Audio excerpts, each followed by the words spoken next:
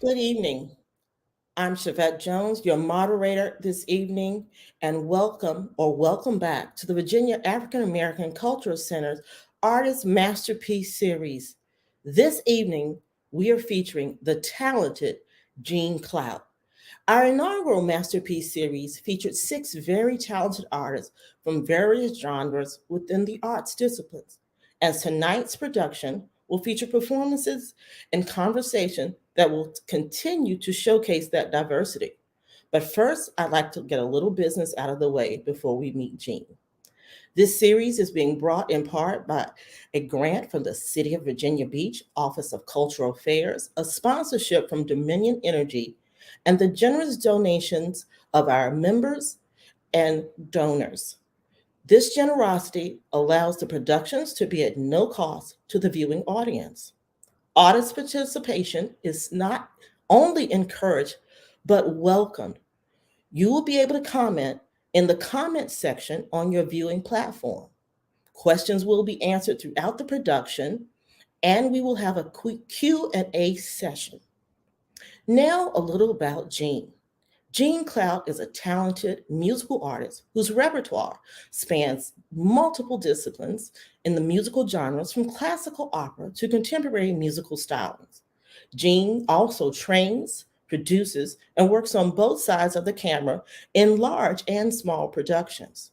As an artist, he strives to bring eccentricity, musicality, and innovations to his performances and productions. So help me welcome Jean Clout to the Virginia African American Cultural Center's Masterpiece Series 2.0.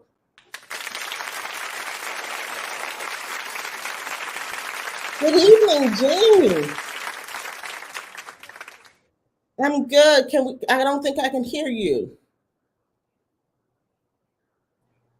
I'm sorry. How are you, Shavette? I'm great. It's great to see you and welcome. And thank you for kicking off this second series of the Masterpiece series. Thank you. I'd like to also ask you, rather than me, tell the audience a little bit about yourself.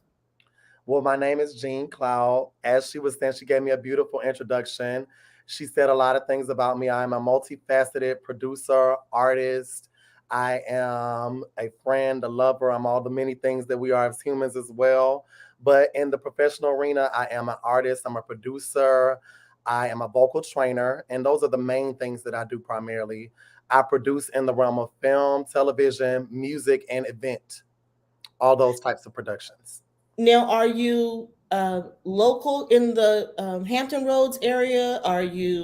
Where are you in the country? How do we get to you? I work primarily in Georgia and also in Atlanta, Georgia, and Los Angeles, California. Those are two of my bases. But I do work regionally in the Eastern Coast, mostly in the Southeastern region. So you can catch me doing different productions in Florida, Georgia, Alabama, North and South Carolina, Virginia, even as well. So, Jean, tonight we will feature mostly productions of yours that tend to be in the operatic range, and we will also do some Negro spirituals. But can you tell me how you got into performing classical, or are you classically trained? Tell me a little bit about that. Sure. Yes, I am a classically trained artist. It's a very interesting thing. As a young child, I came up as a bandsman. I played all the woodwind instruments, but when I got to college age, I didn't think that I wanted to be a band teacher. So I wanted to stay in the music realm. And for some reason, I happened to hear my university's college choir and I fell in love with that tonality. And then that was the beginning of the story. So I changed my major to music, became a vocal major, and I just loved the art so much and I continued on with it into a professional career. Wonderful. So, the first song we're going to hear from you is Lyric for the True Love. Yes. And in seeing that title come up, I said, "Well, who is this?" And I looked up the artist, Eudine Eliza Anna Smith Moore, and I was just fascinated that she has five names. But I went on, kept reading her bio, and she's a Virginian, She and she was is. known as the Dean of Black Women Composers. So, Yes. how did you come across her music? How did you make the selection?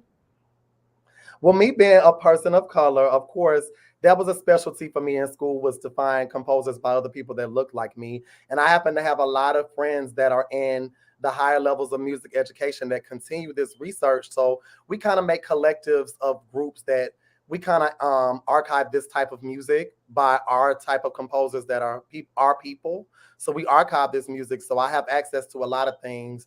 And there is a lineage of it in the collegiate community where we as Black classical composers and singers, we keep this type of music and we continue to pass it on to the next generation of people who do the same things.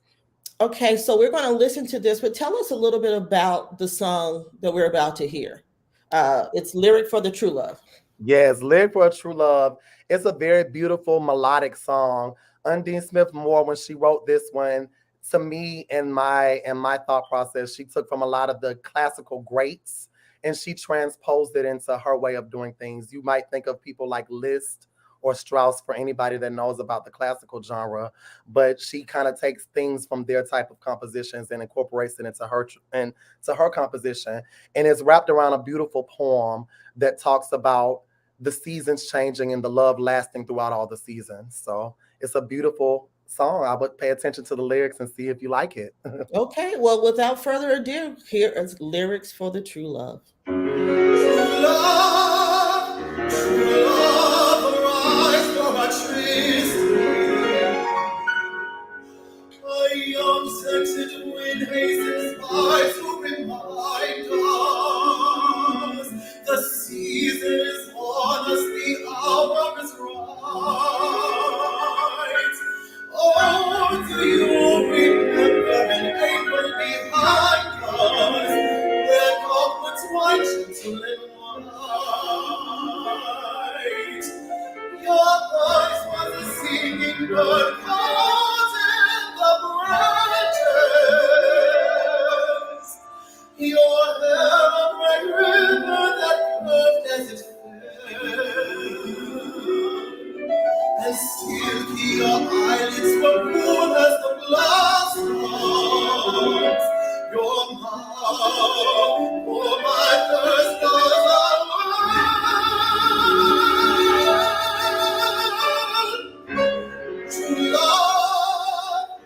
true love, rise for our trees. Leave your throat bare and your long hair undone. We will lean to each other where our foes are misty and shake out our dreams in the sun.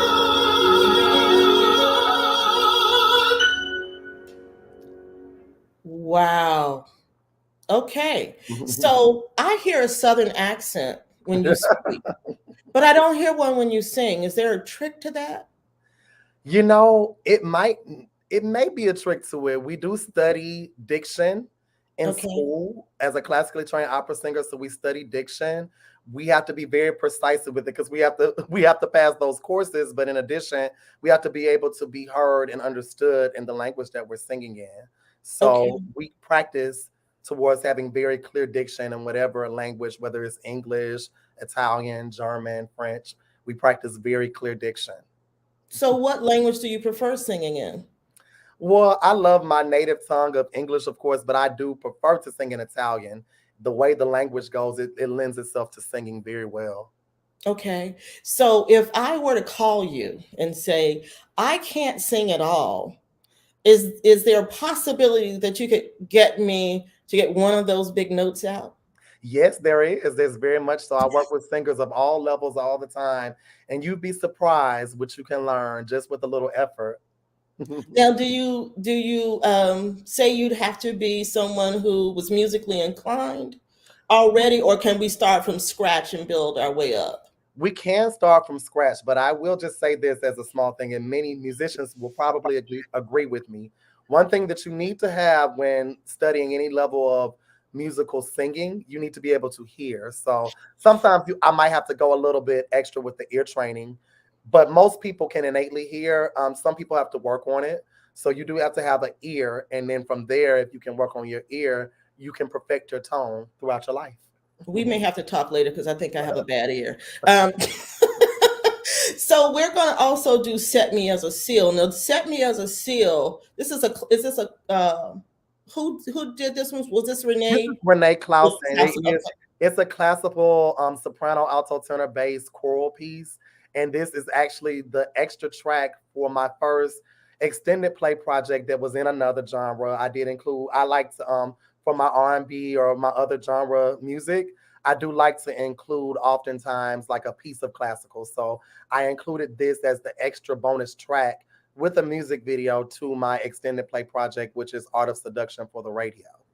Okay, so we're gonna see "Set Me as a Seal," and then on the backside, let us know about this production and how this came to pass. Most definitely.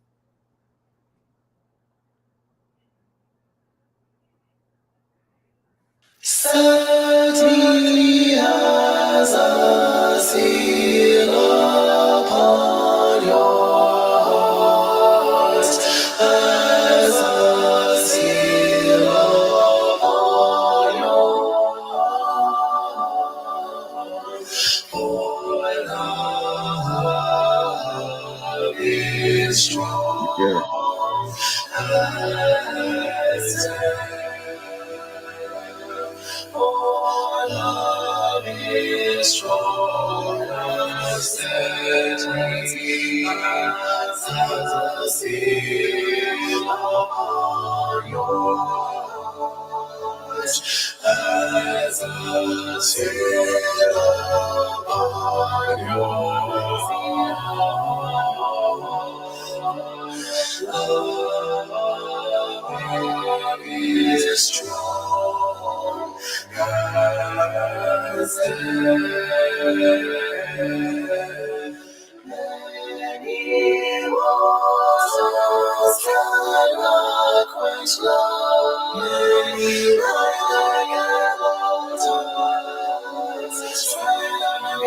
quench love,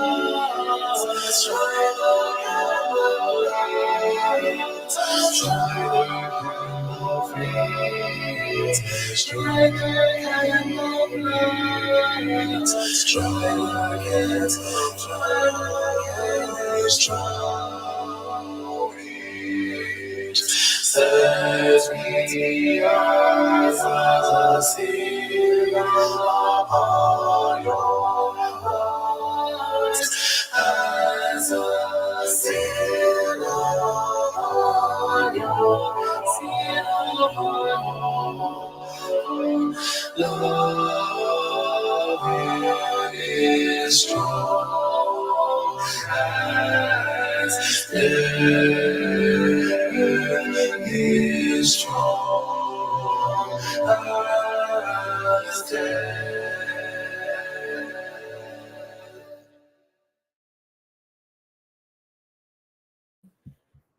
I don't. I think. Let's see if you could hear me. I can hear you. Okay. We've got Daniel who's asked us. Oh, look at there. Thank you. Want video content to engage your audience? We've got Daniel who's asking you about how you can encourage greater interest in operatic repertoire. I think it is. Yes. Well, thank you so much for that question, Daniel. And I think that's very pivotal right now. You know, I work with a lot of young singers, whether it's in production, whether it's in vocal training, or just coming up with the music itself, just from start to finish, the creation of the music process. And one thing that I do is try to expose younger people to this music. I think exposure is one of the biggest things that we need to do because nobody plays this type of music. But when I allow young people to hear this more often, you know, they gravitate towards something because it's something they never heard. You know, a lot of people that are older and even younger people, they feel that the music sounds very similar, like the music that's current, everything sounds the same. And these things that we listen to give people a new tonality in their ear to basically refine their creation process. So sometimes it's just about playing music. One thing I do like to do is just actually present classical music as opposed to all the modern genres right now because it helps spark an interest, even if it's in a modern genre, just for a new tonality for that genre. Okay, so you're saying if I like a song by HBO. Luther Vandross, you could rearrange it for me with operatic tones. Well, funny thing, Luther had classical training too, and he was Oh, don't we know? yes, and he was a composer, so he kind of had the same idea I had now in this time, in this age. That's one of my mentors too, as well, musically. We had a question. What instruments do you play? Um, I know you said something about woodwinds, but what do you? Yes. So I started off as a bandsman. Before I got into singing, I played band all the way since fourth grade. I started off on the flute. I switched to saxophone and oboe. And in those process, I learned all the woodwind instruments, but my primary instrument is oboe. I also play piano as well. So I would say I'm an oboist and a vocalist. Primarily, I play piano and all the woodwinds as a secondary instrument. Oh, wow, Mhm. wow. I would guess that also would help with your ear and Yes, it timing. does. Okay. One question is, what dramatic performances that you've done are the most memorable, or has been the most memorable? Wow. So I've had a chance to view performances on many scales from being on small screens. So we had to perform in the process of a movie over and over again, or even on stage. But I would say one of the most dramatic performances was when I was in the opera Madama Butterfly by Puccini, where I played a character, and the makeup was very dramatic. I had makeup that made me look Asian because it's an Asian based it's based in Japan, so it's an Asian based opera. And that was one of my most memorable ones because it was one of the first big ones that I had on stage as a graduate student. Oh wow, I bet that was interesting. That's the samurai story. So I'm thinking, wow, that had to be beautiful. Yeah. We've got questions coming that we're going to keep taking them throughout, but I want Okay. to talk about our next clip that we'll see, Grief.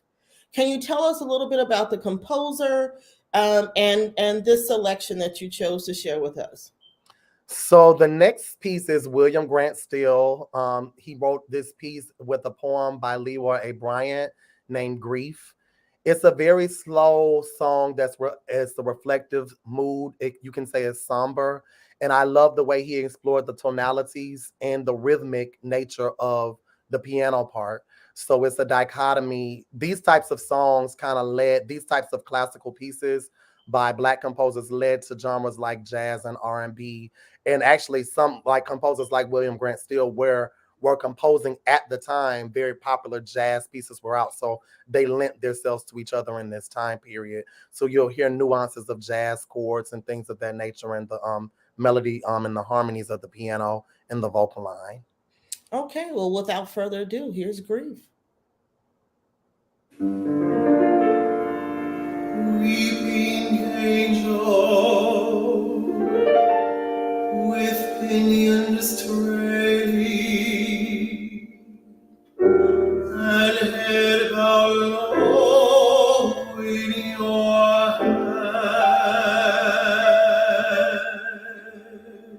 hands. Morning angel with heartstrings waving for one who in death's hall stands.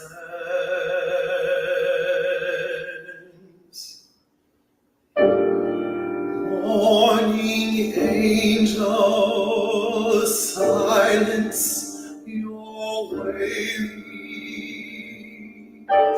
and raise your head from your hands. Weeping angel, on your pinions trailing, the white dove promise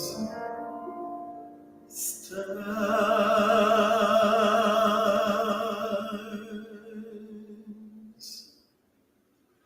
Weeping angel with pinions trailing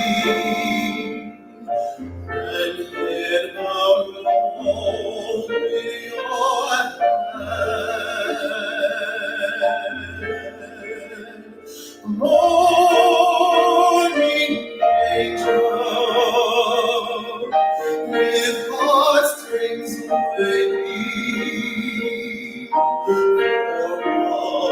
who in death's lost stands. Morning angel, silence your ringing, and raise your head from your hands. Weeping angel, on your pinions trailing.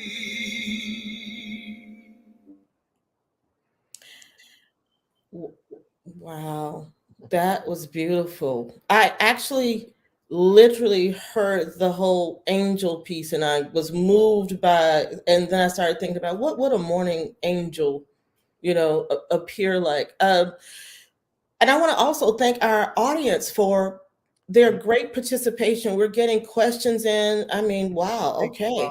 so much. So we have a question here, and it came in that said, have you ever been nervous on stage or before performance?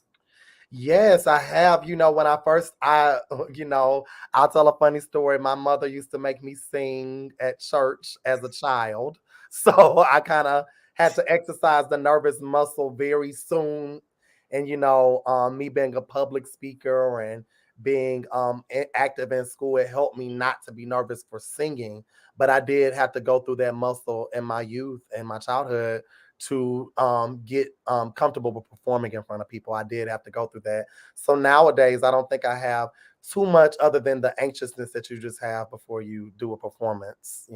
I can't say it's nervousness. Okay, we have, I think it's Teresa here, and she says, as an African American classical artist, what is your greatest challenge and how can others best support you? Okay. I would say as a classical artist, the biggest thing right now is that the classical genre is dying off. And one thing I just like to bring awareness to, just like, a lot of people, they've seen different productions like Hidden Colors and they know a lot of history has been rewritten. But I like to make people aware that that's been going on throughout the ages, even when it comes to classical music. So I like to make people aware of this fact. So I think the biggest thing is just awareness that, I think people, if they knew that our people kind of started this genre, they would be more understanding to hear the tonality, and they would also might begin to listen to it more and hear that a lot of the music that we hear now is a lot rooted and based in those things that we've always had culturally, whether we manifested it through tribal music or whether it was classical music, but it always has translated throughout the ages. And I think the biggest thing that we can do to I think the biggest thing people can do to support people that are classical artists is to just see what's going on in the world. I know you can always go to my website and follow people like me, and I follow other classical artists so that people can become aware of it, of the genre itself. And once you become more aware of it, you'll actually notice how a lot of it is used very much so in the current compositions that we have today. So, if you want to know more, definitely reach out. If you want to know ways to support, I can get more in depth with it. Feel free to reach out to me on any of my social medias or my website. You can email me directly from my website. Gene at geneclout.com is my website. Gene Clout is all my social medias as well. So you can reach out to me if you are interested in knowing more how you can support classical artists and African American classical singers as well. Well, that'll lead to my second question that we had populated. Kevin asked, we think about singers like Leontine Price. When we think about opera and African American performers, who's a current person for us to Well, really. one of my favorite performers is Lawrence Brownlee. He's a very famous African American tenor. He's probably in maybe his 40s. Larry, if you're watching this, please forgive me. I'm not sure your age, but there's a lot of current. I have a very good friend, Travis Pratt, that's a classical singer. He does multiple genres like I do as well. You have many people like Pretty Yende. It's so many people. Like I definitely want people to go follow my social media because I'm going to start posting more of these things for awareness, especially if you're on Facebook. You can follow me at my Facebook fan page. Just type in Jean Clout. And all of these that you see at the bottom, these are the ways to get in touch with me. But you'll see more because I have other classical artists that I even work with that are my age and even younger people. There are younger people that are still doing classical music, but it's a very active art. You know, it is going on. And a lot of young classical singers and people my age are looking for avenues, but we have to have more interest. So we're just trying to create awareness in this community. Okay, we're going to take one more question before we hear Worthwhile. Okay. And this comes from Tracy H. And she wants to know which artist, alive or dead, would you have loved to performed with? Which artist alive or dead would I have loved to perform with? Or, I mean, yeah, could be someone current. They may be listening. Alive or dead? I think I would love to perform with, I'm just going to shoot a really wild shot, but Beyonce. I think musically, she's very complex. And if for people that are very musically inclined, if you listen to her compositions, you can see the degree of musicality that goes into it. It's almost like somebody's actually scoring it like it's an orchestral score. So, I agree with you. I yes. often think I used to play in the band, and when I hear her music, I always see my drum major in front of me with Mhm, a little mhm. baton. So I know what you're saying. So tell Yes. us a little bit about Worthwhile, the next piece we're going to listen to. Well, Worthwhile is from a song cycle by Harry T. Burley. He's a very famous African American composer. He wrote a lot of spirituals as well. And he wrote this song cycle. And it was this particular piece, Worthwhile, is about a uh I don't want to say an unrequited love affair, but a love affair that did not work. But it's the sentiment of being at the end of a love affair and still knowing that it was still worthwhile, even though it did not end in the way that you thought it was. So Well, that's that's a the great idea. sentiment. So let's take a listen. Yes.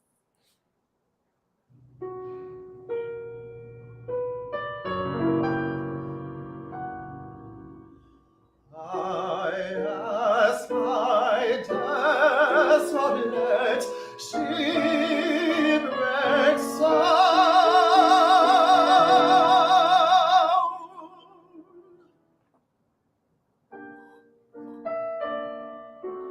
Wouldst thou rather, wouldst thou rather never had met the one who thou lovest, lost beyond control, and whom thou adorest yet? Of the senses, the heart, the brain, give the answer, swiftly thrown. What matters the price? We would pay it again. We have had, we have loved, we had known.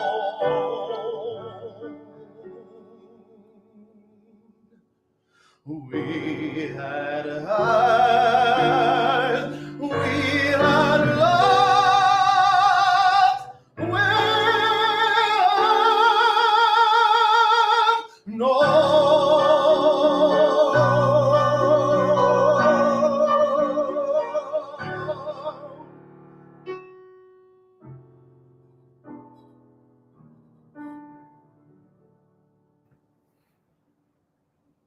That was terrific. We will be coming back to Jean in a moment, but right now I'd like to bring onto the screen with myself to Tamar Smithers, who is our new executive director at the Virginia African American Cultural Center. Welcome. Thank you. All of that applause is needed. All of that applause. So, how is it coming to the Hampton Roads area? I'm absolutely loving it. Originally from New York, but I moved here from Nashville, Tennessee, where I helped to found the National Museum of African American Music. And I am just thrilled to be here in support of this amazing, monumental project. I am an avid arts advocate. I'm also a strong and committed community relationship builder. And so this project is really right up my alley in terms of the things that I would love to serve and pour into and help to really just bring more awareness to. Well, that sounds fantastic. We of course have met before, but I just want from my perspective, the community to know, get ready. She's dynamic. You hold on. So tell us and tell the audience a little bit about the Virginia African American Cultural Center, its mission, its vision, and take it away. Absolutely. So thank you, Chevette, once again. So our mission at the Virginia African American Cultural Center is to collect, preserve, interpret, inform, and celebrate Virginia's African American history, culture, and community, and to educate the public about African American contributions in all areas of endeavor. And we strive to be the statewide leader in generating historical and cultural content through programs just like this, artistic performances, and curated exhibits. So we are really, really thrilled for this. Like I said, it's going to be a monumental project. It's going to be transformational. And I'm so excited of all the things that it will pour into Virginia, but across the nation and across the globe. And so we ask that you support us as we continue on our journey on our road to opening. And the ways that you can do that is if you're not following us on all of our social media platforms, make sure you're doing that. But also we do have a membership program. So we ask that you support us in becoming a member.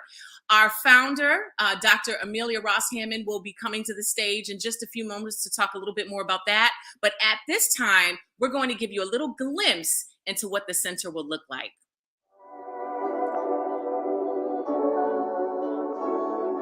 Coming soon to Hampton Roads, the Virginia African American Cultural Center will be a place that brings people together, celebrating African American history and culture, providing educational opportunities, fostering meaningful interaction, and bridging communities.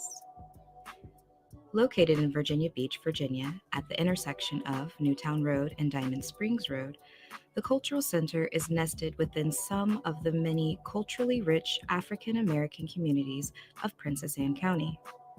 This prominent site along a well-traveled corridor is a visible beacon of innovation and celebration for the African American community.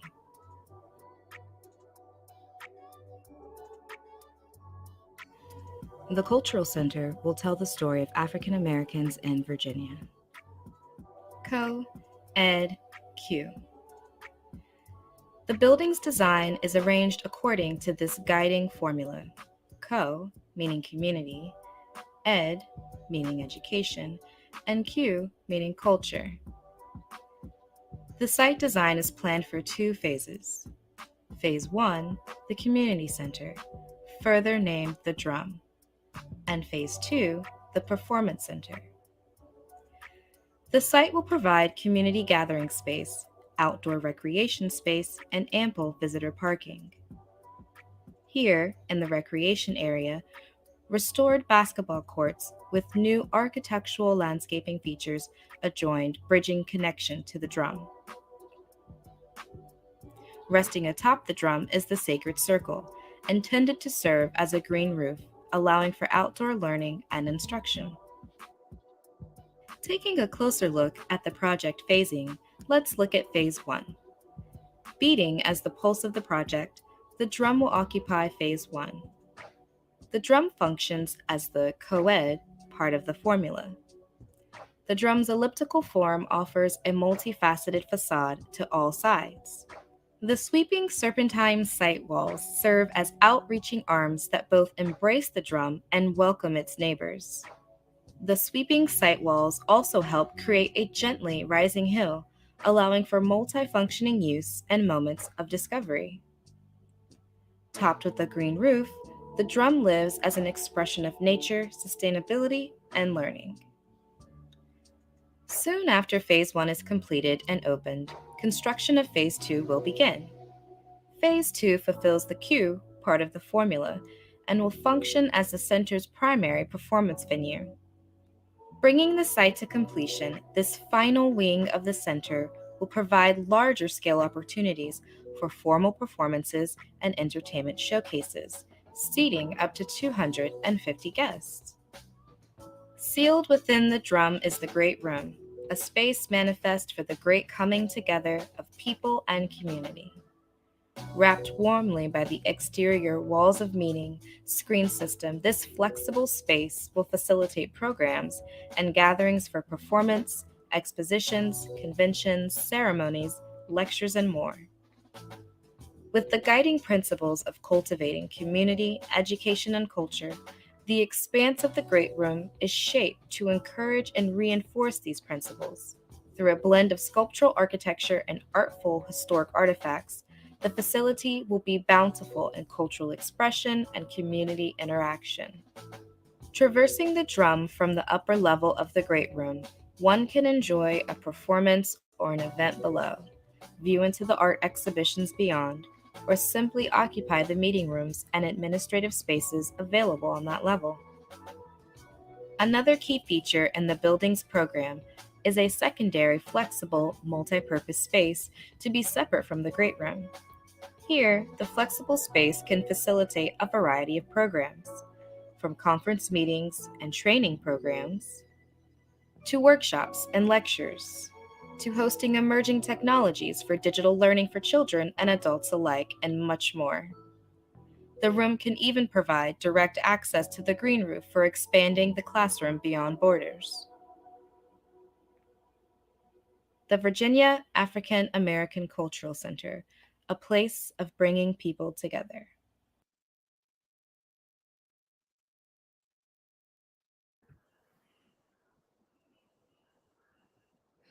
Wow, that project, every time I see that video, I get so excited.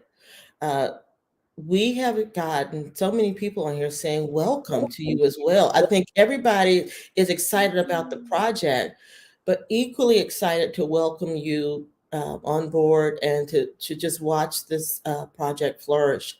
I think now is a great time for us to invite the person whose vision this was, the Honorable Dr. Amelia Ross Hammond, the founder and chair of the Virginia African American Cultural Center. Dr. Ross Hammond, yay! Hi, and thank you. I am so excited. I'm so happy that we have Tamar on because what I like is that twinkle in her eye and the passion to work with us to get things done.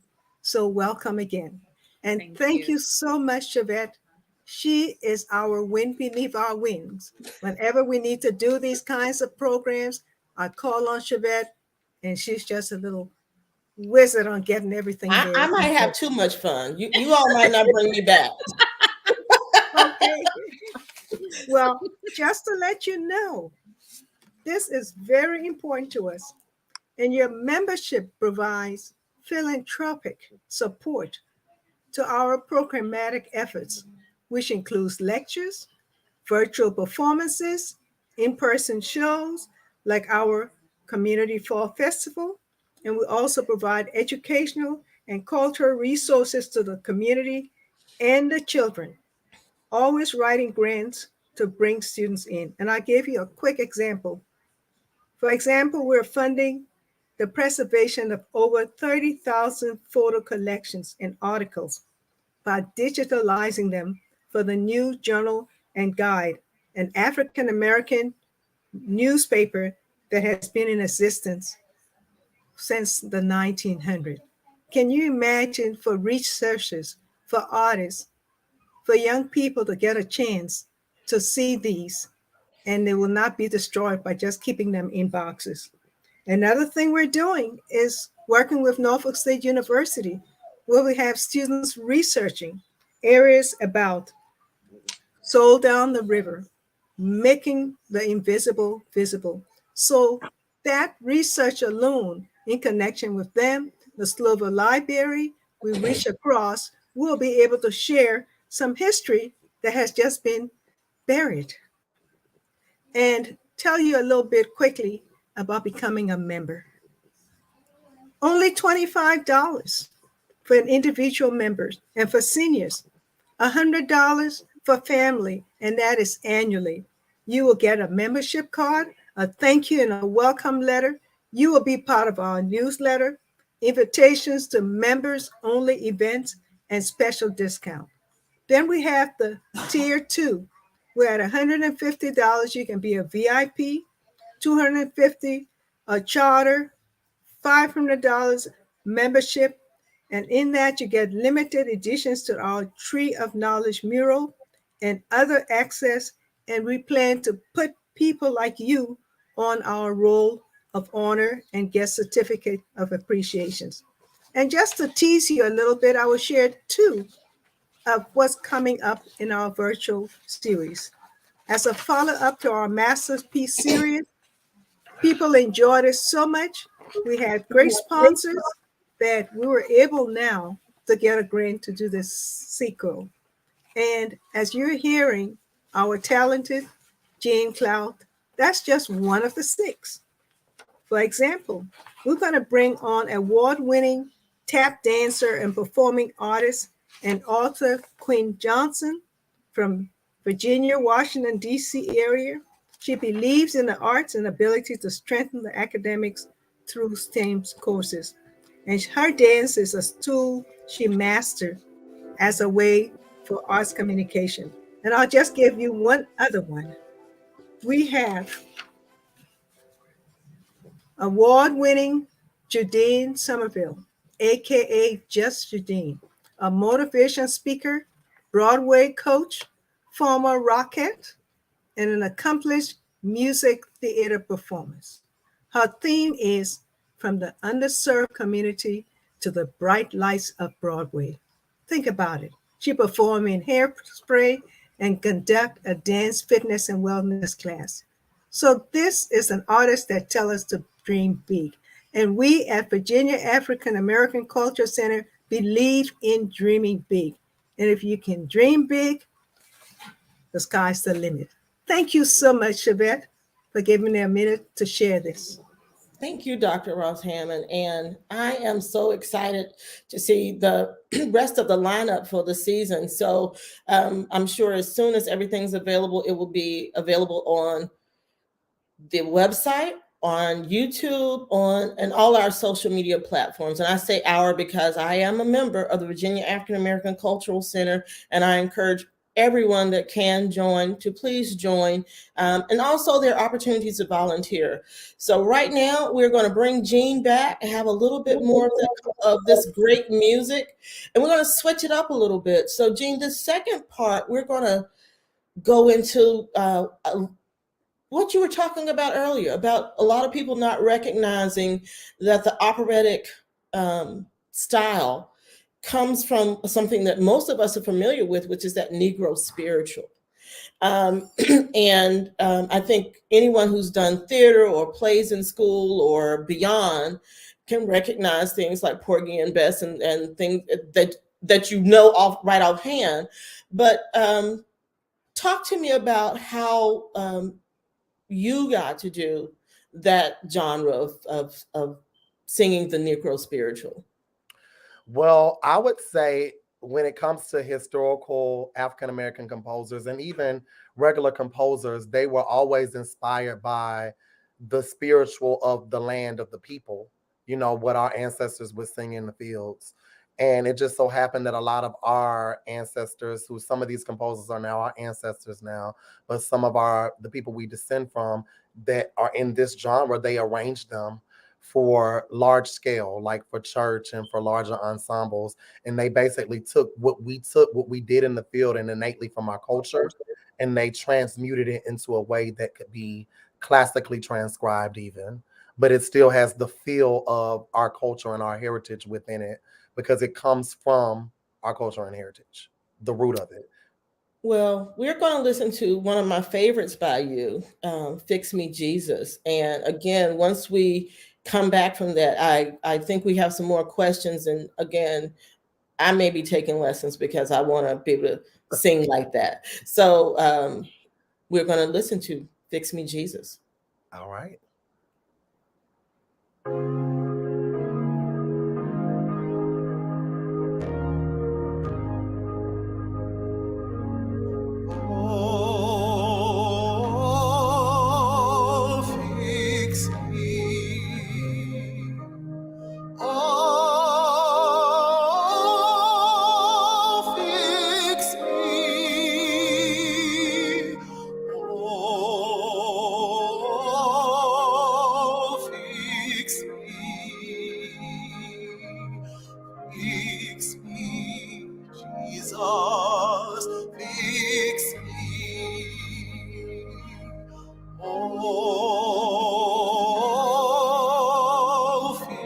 fix me. Oh, fix me. Oh, fix me. Fix me, Jesus. Fix me. Fix me for my long white robe. Fix me, Jesus. Fix me. Fix me for my starry crown. Fix me, Jesus. Fix me. Oh, fix me. Oh, fix me.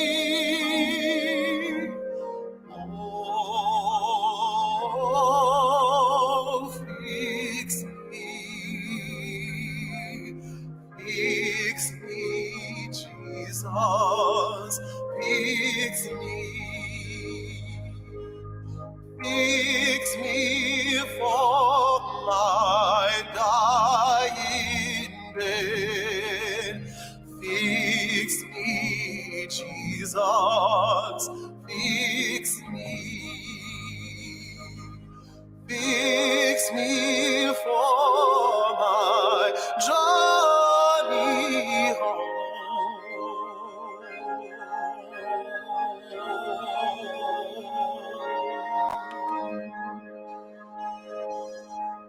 Oh, fix me. Oh, fix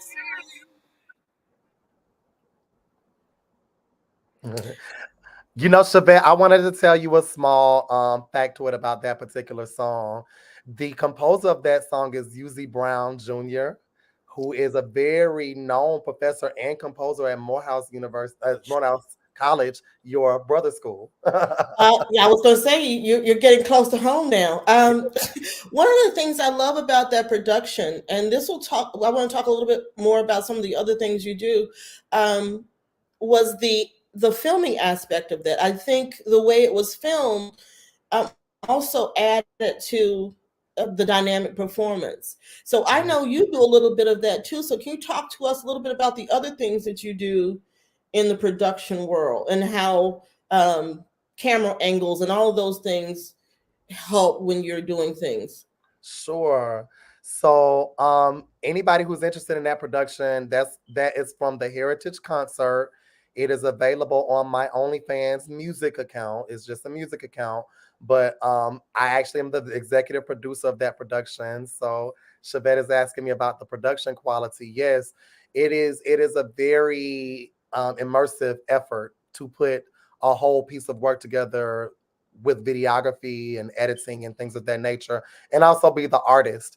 But on that side, as the producer, you definitely have to work with people that are very well versed in those types of things like videography. So my executive producer, I was the executive producer, my director of photography, Colby Frey, and my editor, Daniel Solberg.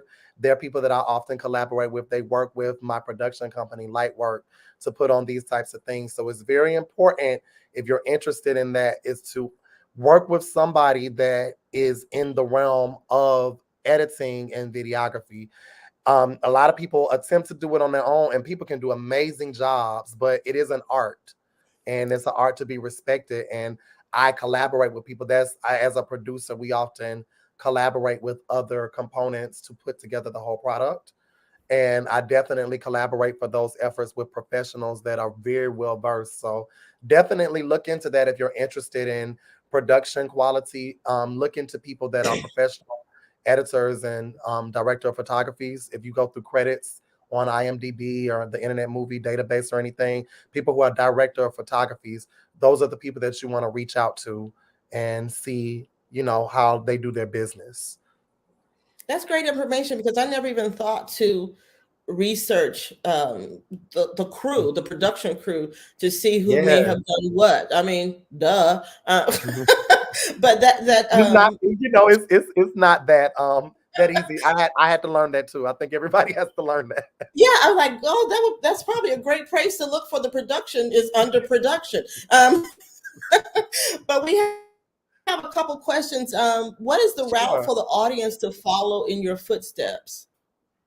So I'll just give a brief overview. I did go to school for music, and just so you all know a little bit about my career path, I mentioned earlier that classical is a dying art, so I had to look for other avenues to be an artist. So I went into the film industry. I just happened to be in Atlanta, and at that time that I graduated from graduate school with my master's degree, the film industry was booming. This was around the time of maybe like Black Panther and all the productions that were being filmed in Atlanta. So it was like a golden age for the Atlanta Hollywood scene, as they would say. So I happened to come in, but it's still a very active scene and definitely regionally. But I came in from the bottom. I started off as an extra. I met people that were in the crew. I eventually got an agent and I became a model and a person that would audition. I never really made any lead starring roles, but what I did learn was I went to the crew side. And because I was on set and I was meeting the people and I was networking the industry, and I decided that I like production and putting the whole production together more. And I also like to star in my own products, as you all see. I will star still, but I really enjoy the aspect of production. So that's me. Well, do you know what when this series was the I guess the inception for this masterpiece series was to talk to people, particularly young people, about both sides of the camera and to let Mm, them know that there was work. Not everybody's going to be the star, but there's lots of work in the exactly. industry. And so Yeah. we hope that this series continues to help young people, older people, people changing careers, explore the opportunities within the arts. We've got another song of yours from this production, Okay. Witness, and I think we're ready to hear it. Yes. Witnessed Oh, by Hall Johnson. Yes.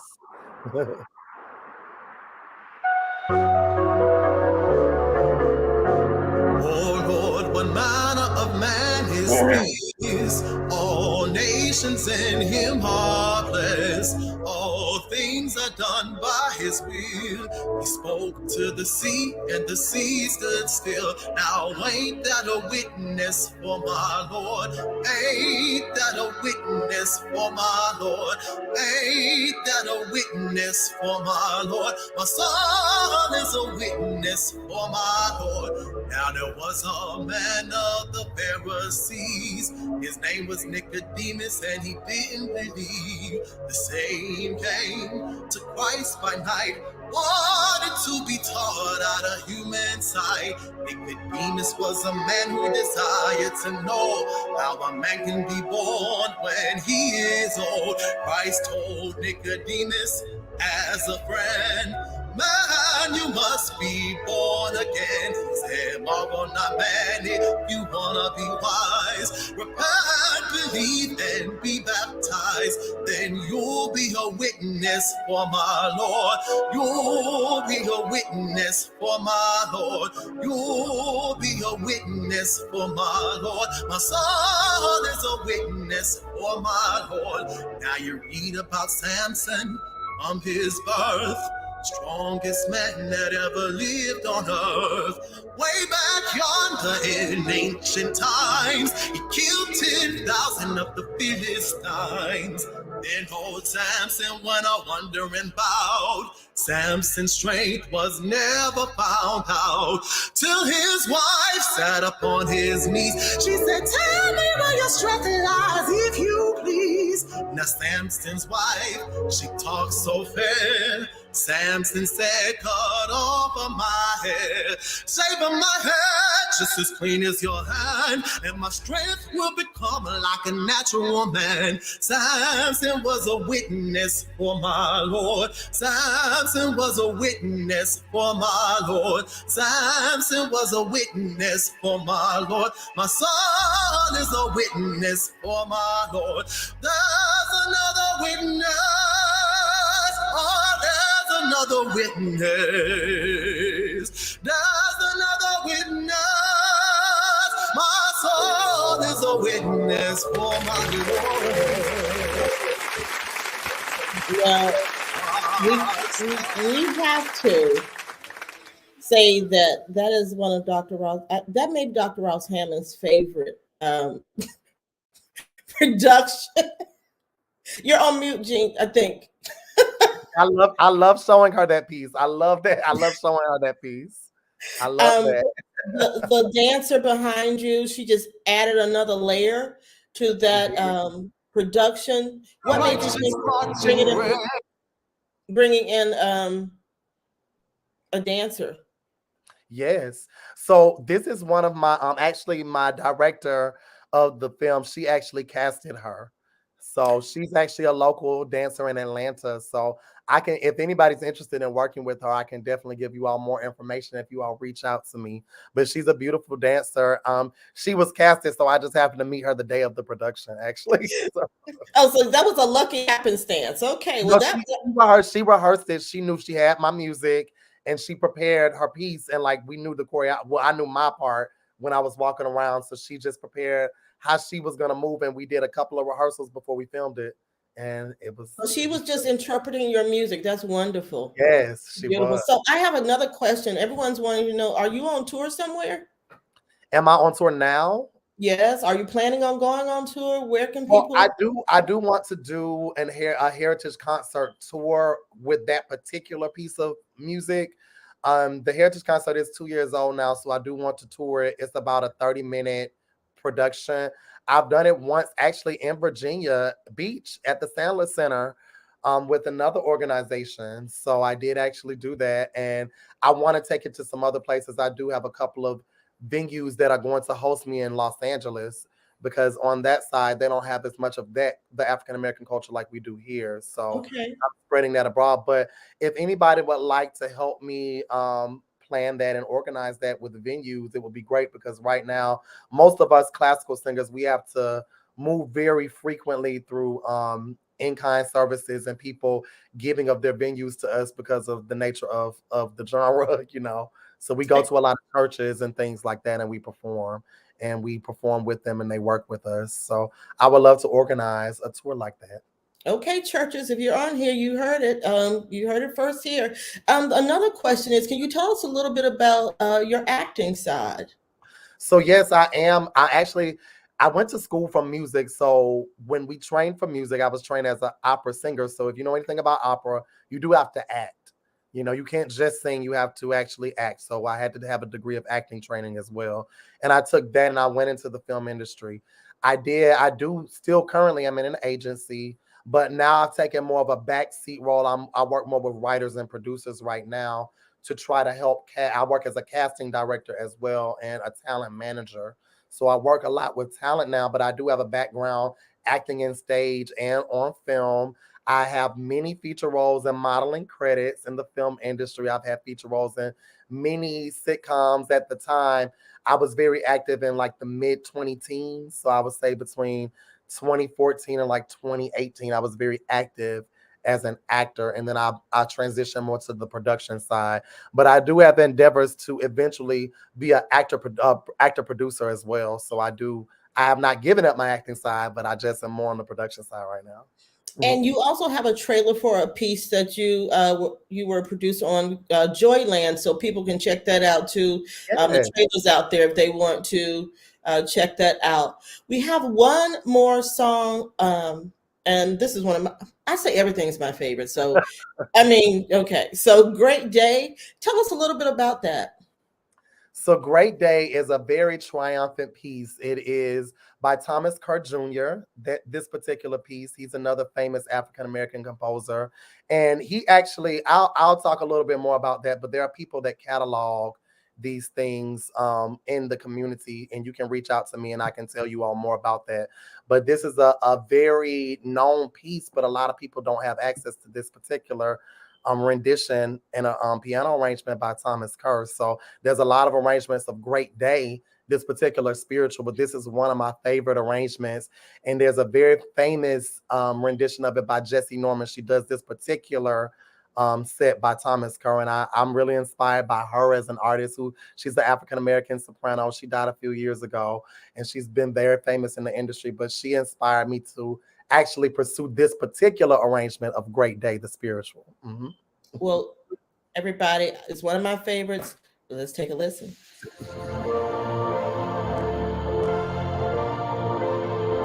Great day, the righteous marching, great day.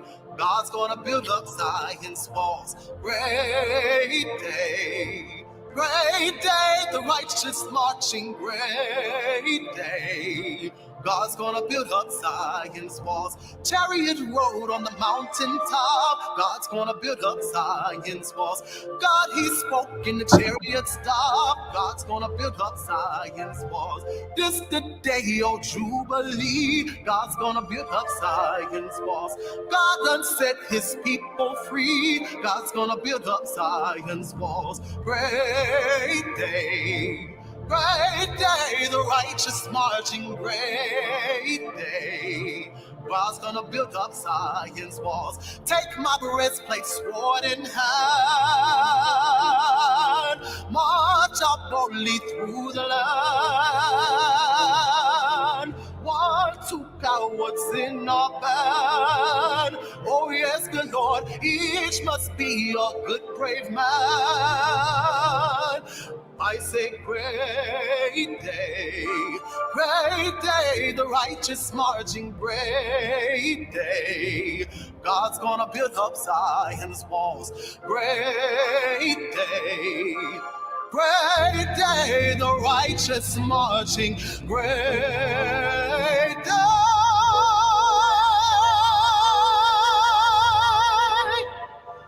God's going to build up Zion's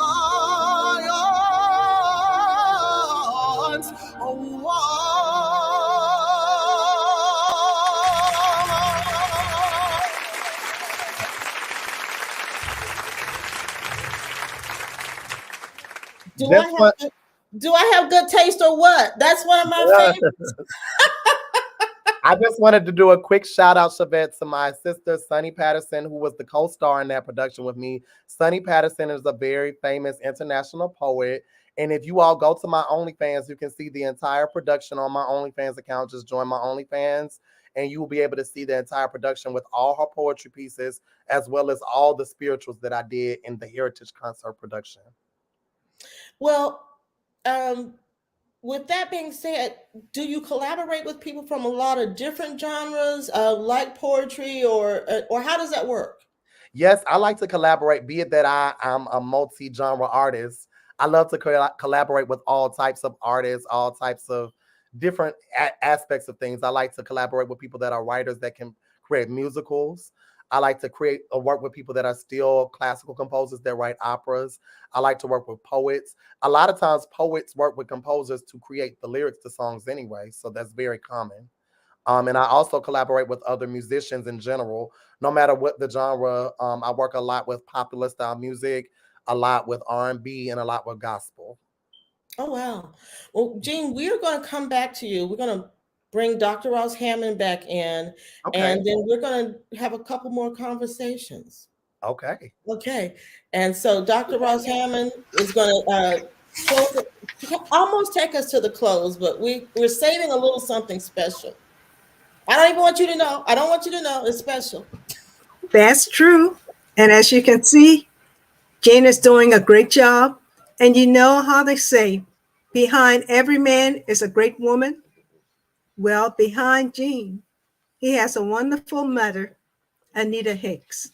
And I'm sure she should be listening and being very proud of her son tonight.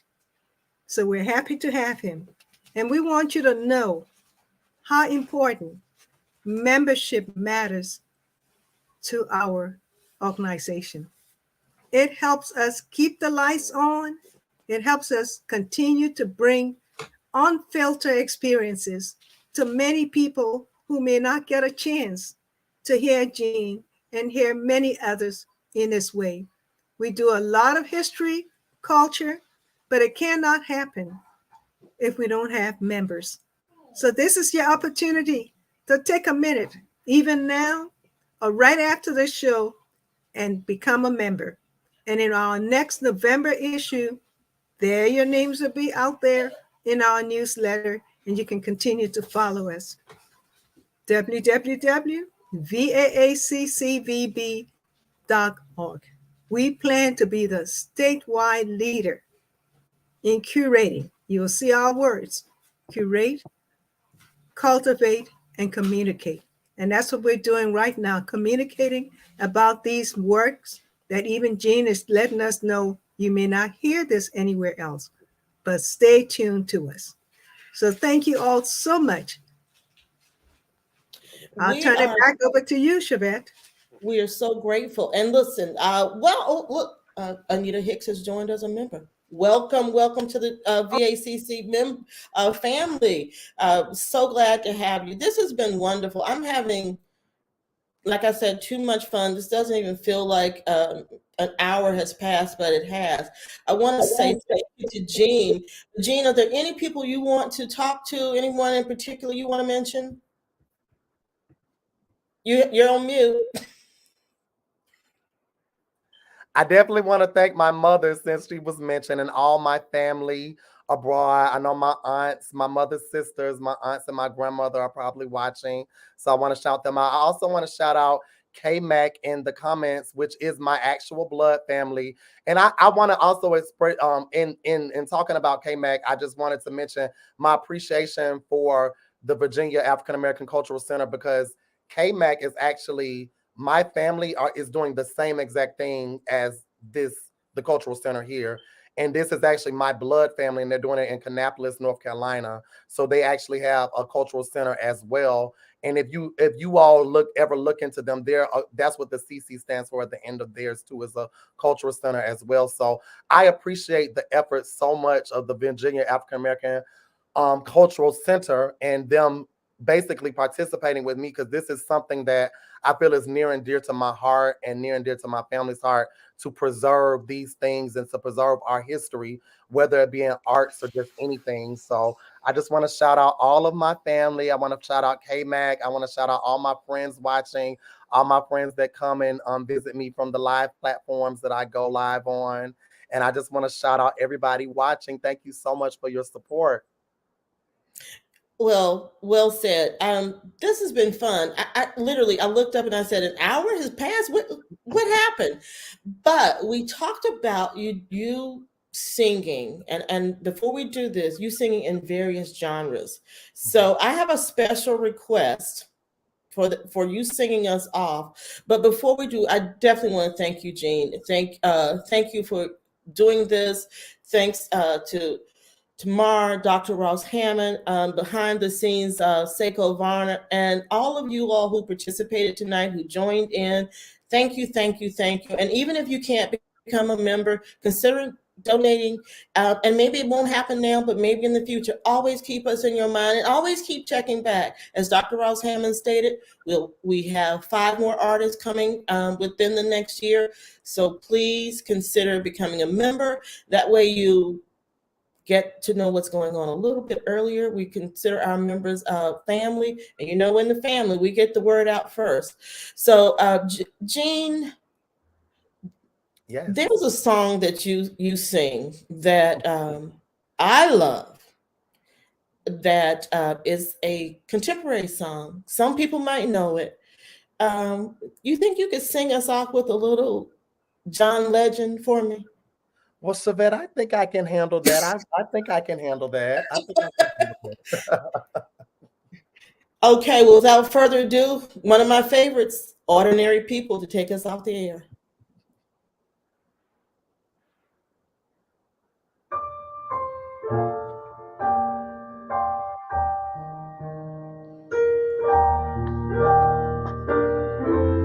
Oh, oh,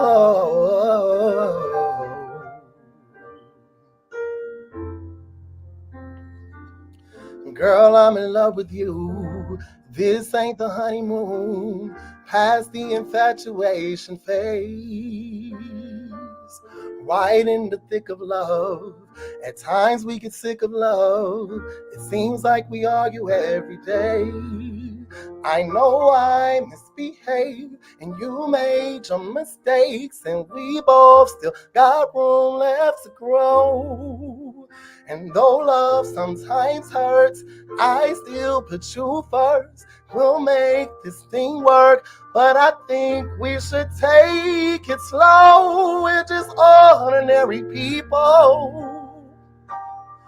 We don't know which way to go, 'cause we're ordinary people. Maybe we should take it slow. Take it slow. Oh, oh. This time we'll take it slow. Take it slow. Oh. This time we'll take it slow. Thank you all so much for having me. Thank you. Jean, thank you. What a way to end my night. And I hope everyone enjoyed. Again, please check in with the Virginia African American Cultural Center for upcoming performances. And thank you and have a great night.